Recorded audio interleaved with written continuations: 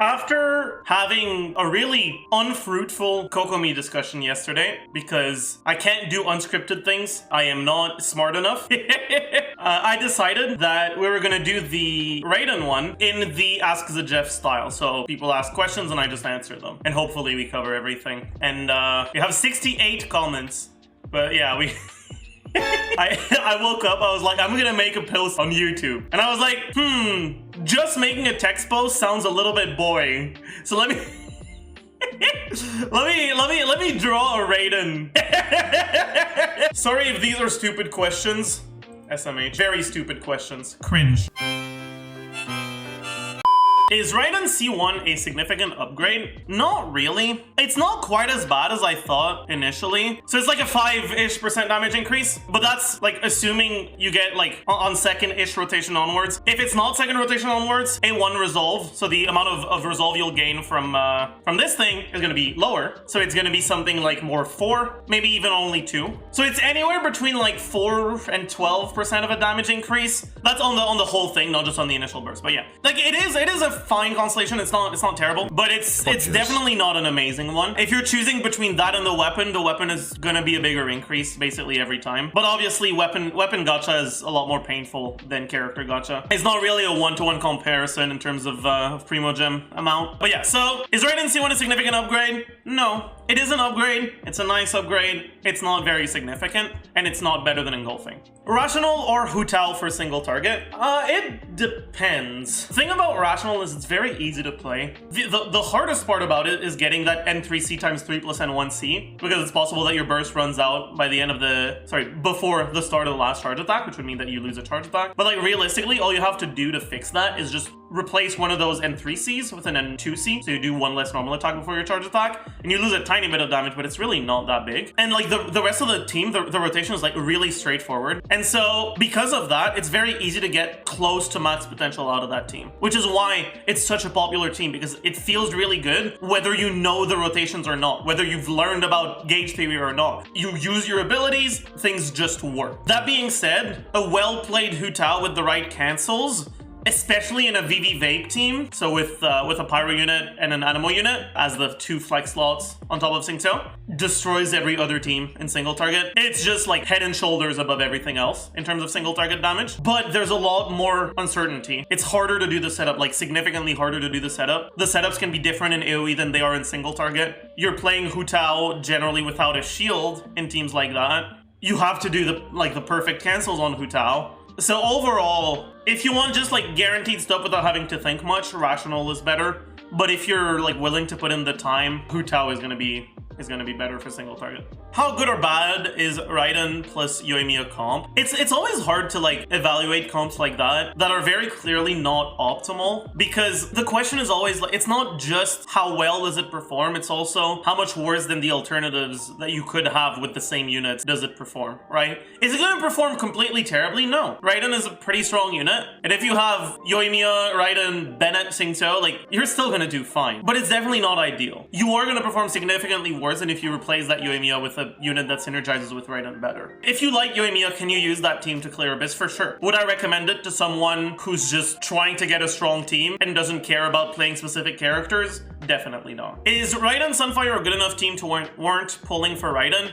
No. Raiden Sunfire is a very niche team that only works against enemies that can't be knocked back by overload, so I would never recommend pulling just for that team. That being said, there are a lot of teams where Raiden is very good and you could justify pulling for them. Raiden Sunfire is not the only one of Raiden's team that relies on overload, but it is the only one of Raiden's team where overloading enemies away completely demolishes your DPS, because if you ever step out of Bennett and Jane's burst in Raiden Sunfire, you just lose all of your damage. Other Raiden teams, like generally, if you leave Bennett's circle, you lose a bit of damage, but you still got Bennett's burst snapshot on Xiangling if you're playing Xiangling. If you're not playing Xiangling, you still got at least the initial slash of Raiden. But because such a significant portion of this team's damage relies on the Sunfire, losing the Sunfire is like a pretty massive problem. That being said, meta aside, Raiden Sunfire is one of the most fun comps I've ever played. It feels very rewarding because it's a bit more niche interactions, and you feel like, I mean, it makes you feel smart when you use more niche interactions to clear content. if you have the spare Primo gems and you're looking for stuff that's gonna be fun, it's definitely one of the teams that I can recommend for that. It's not a good enough team to warrant pulling for Raiden, but it can be a fun enough team to warrant pulling for Raiden. How significant of an upgrade from C3 R5 Catch to brand new Engulfing Lightning? I'm actually not sure. So the C3 doesn't matter. Like, it does matter in terms of your damage output, but in terms of the comparison between Catch and Engulfing, it doesn't. Depending on the assumptions, the difference can change.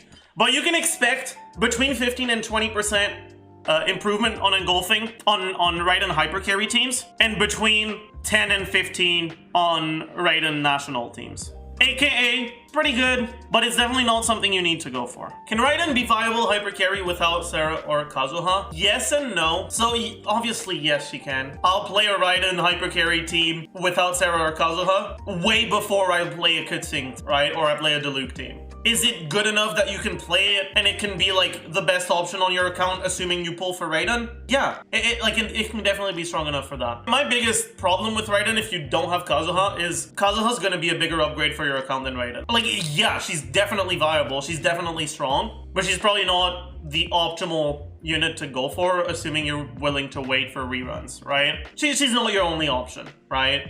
You've definitely got other options.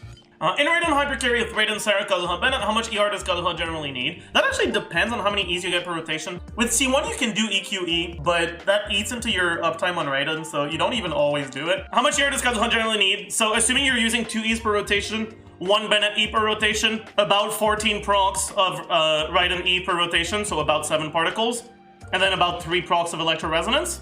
You need about 20% ER. A little bit more. If you only do 1 E, it climbs up to like 76, 77, so it's quite a bit more. But yeah, overall, like, it's not too bad. You can generally get away if you're doing 2 E's with just substats, and with 1 E with just ascends plus substats. And I really don't like going attack sands on Raiden, because Raiden's energy generation, her electro particle generation, is RNG. And so over 15 seconds, you're gonna get about 14 procs, because you're not attacking exactly every single time it's off cooldown. Maybe you'll get 15 if you're really like timing it right, but realistically you're probably getting 14, which means you're getting on average 7, but you're not always getting 7, right? You can get anywhere between 0 and 14 depending on how unlucky you are, right? The odds that it's 0 is 50% to the power of successes times 50% to the power of 14 minus successes multiplied by combination of 14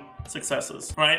So these are the odds distributions, but like there is like about 3% chance that you get 3 or less, right?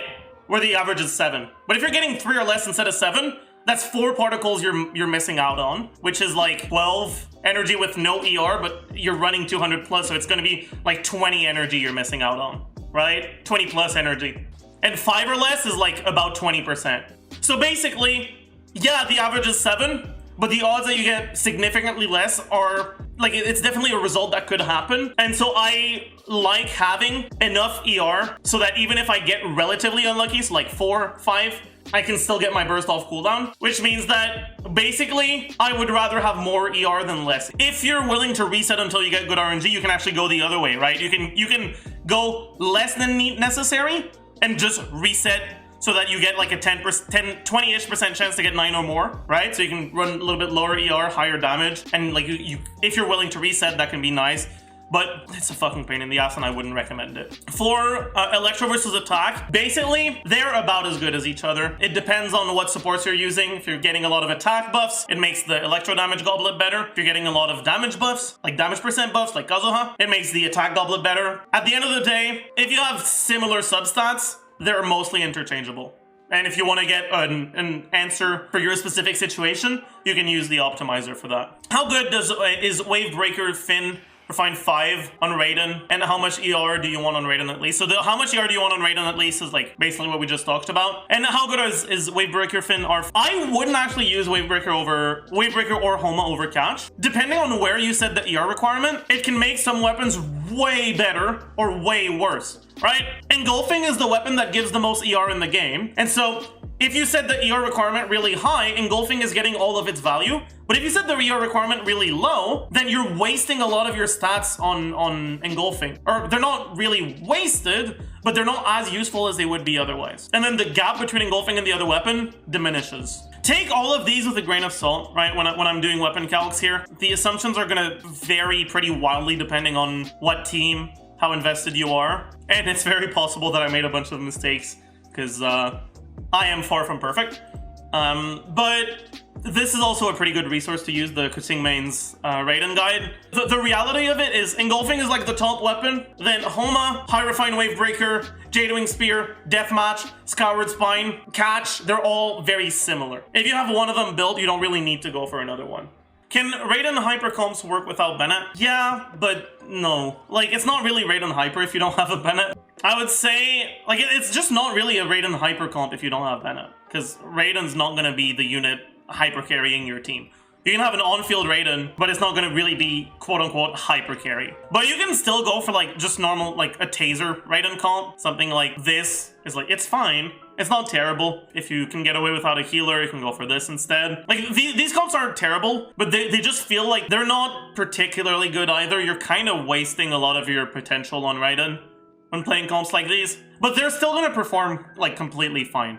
Right? Like, this comp is going to clear the content more than fast enough with decent investment. At what refinement of engulfing does ER become strictly better than attack? I think it is already at the start, no?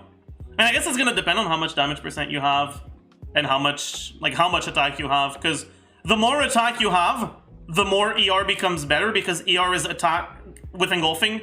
ER is both attack and damage percent from your emblem and your Ascension 4 passive, while attack is just attack. So if you have a lot of attack already, that damage percent gains in value. But at R1, it can already be better. Does Raiden damage without emblem outscale Raiden damage without emblem? What the hell does that mean? Do not play Raiden without emblem. There's two artifact sets that you should never try to replace. Emblem on Raiden and Blizzard Sprayer on freeze units. Don't ever replace those. Even if your stats are much better with other sets, the amount of stats that you gain from the 4-piece is way too much. And VV, yeah, but VV is a support set. Like, you're using VV for the effect, you're not using VV for the stats, right? You get, yeah, VV as well. Save 35k primos for C2 Raiden, got C1 already, and engulfing, is it really worth it? In terms of, like, damage output, going from C1 to C2 is a pretty massive damage increase. If what you want is, I like playing Raiden, and I want to make my Raiden team stronger, it's probably the best use of your primo gems. But if what you want is, well, I like Genshin Impact, and I just want to have a bunch of strong teams, then maybe you'd be better off pulling for another unit that you'd enjoy, because then you would be able to swap between different teams that you enjoy, right? So it really depends. Is it the best use of your primo gems if you want to make a Raiden team stronger? Yes, it is. But if that's not what you're looking for, then I don't really have an answer for you.